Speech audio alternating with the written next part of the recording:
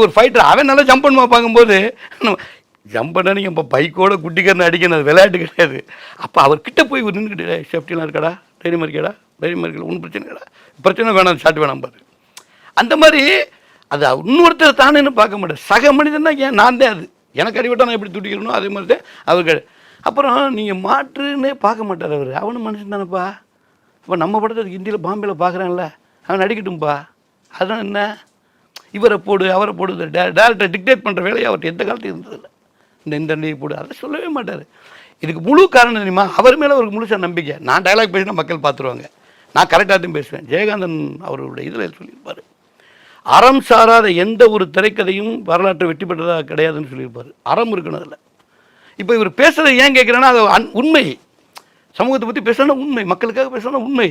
So அப்போ அது மாதிரி அவருக்கு எல்லாரையும் வெளி மாநிலம் அப்படிலாம் பார்க்க மாட்டார். எல்லாரையுமே கூப்பிட்டு அவருக்கு நண்பர்கள் தேசங்கள் கடந்து கூட இருக்கு அவருக்கு.